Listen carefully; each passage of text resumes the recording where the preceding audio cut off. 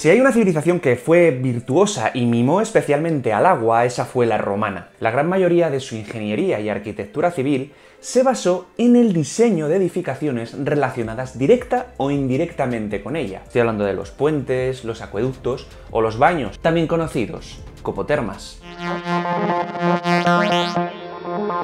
Muchos de los cuales han sobrevivido en mayor o menor medida al implacable paso del tiempo, especialmente en lugares como la península ibérica, un territorio al que ellos conocieron orgullosamente como Hispania.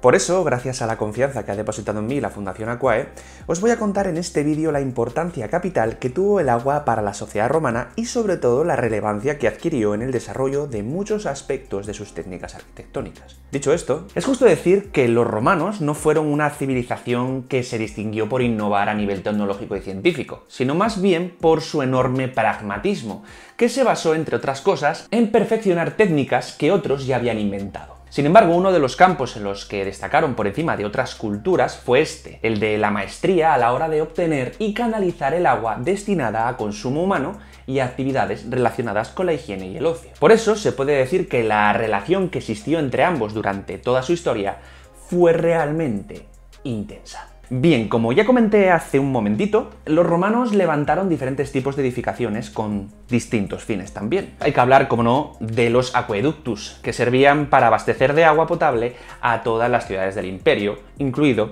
como no, la propia capital, Roma. Una ciudad que llegó a tener, ojo, en sus mejores tiempos, hasta 10 operativos a la vez. Estos se construían en zonas altas, normalmente en las montañas, lugares de donde brotaban manantiales naturales. De ahí, utilizando la propia fuerza de la gravedad, se dejaba que el agua fluyese en tramos descendentes a través de largos conductos, hechos mayoritariamente de piedra, ladrillo y opus caementicium, que reposaban normalmente sobre impresionantes tramos de arquerías que permitían mantener un gradiente continuo sobre el terreno. Evidentemente, cuanto más pronunciada era la pendiente, más rápido y fuerte corría el flujo de agua por ellos. Por eso se trató de evitar siempre las inclinaciones excesivas, pues podían llegar a dañar gravemente la estructura por la propia acción erosiva del agua. Dicho esto, ese mismo agua, a través de varios kilómetros de recorrido, acababa llegando al conocido como Castellum Aquae, el depósito o cisterna de la ciudad, que estaba construido, como resulta evidente, en el punto más alto de la misma. Era desde ahí, utilizando una compleja red de tuberías hechas mayoritariamente de metales como el plomo o en menor medida de terracota, desde donde se repartía para su uso doméstico en casas de particulares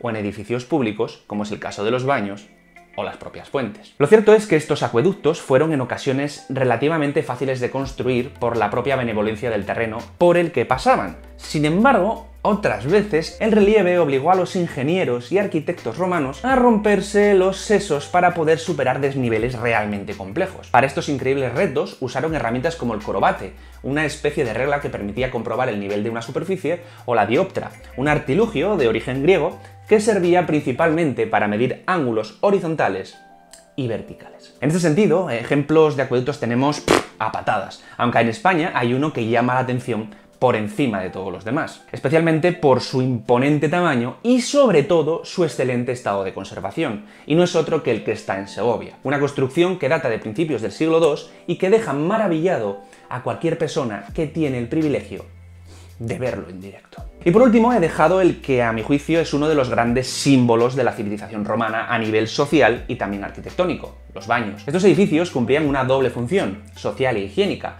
pues la gente iba a ellos a hacer deporte, a asearse o simplemente a pasar un buen rato de ocio y relajación. Pese a la creencia general, lo cierto es que estas instalaciones, que eran públicas, solían estar reservadas para el uso solo de la aristocracia local.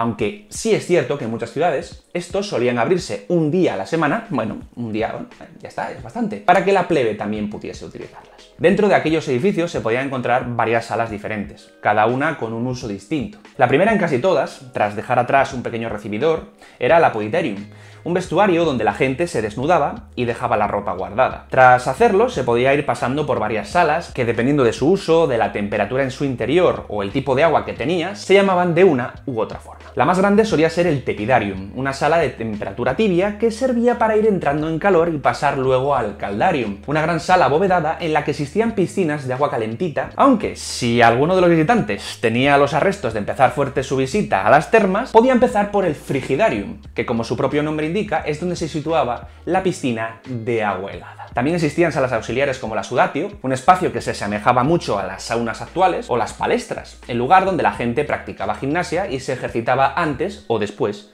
de haberse bañado. No obstante, cabe hacerse una pregunta bastante obvia, y es: ¿cómo conseguían los romanos tener saunas y piscinas de agua caliente? ¿No os habéis preguntado en ningún momento cómo conseguían mantener las salas y el agua todo el rato calientes? Pues la respuesta hay que buscarla en el complejo sistema de calefacción inventado por el ingeniero Cayo Sergio Orata, que es conocido como Hippocaustum. De forma bastante sencilla, se podría describir como un complejo sistema de diminutos pilares hechos de ladrillo que formaban diminutos pasillos por los que circulaba el aire caliente bajo el suelo de las termas. Un aire que salía de una sala conocida como Praefurnium, donde existía un enorme horno donde varios esclavos se dedicaban a quemar constantemente leña. De esta manera, la corriente de aire caliente se repartía por toda la superficie del edificio, calentando el agua y generando vapor. Eso sí, para que la gente no muriese de asfixia, se dejaba escapar parte a través de unas pequeñas tuberías hechas de barro, conocidas como tubri. De estos existen muchos ejemplos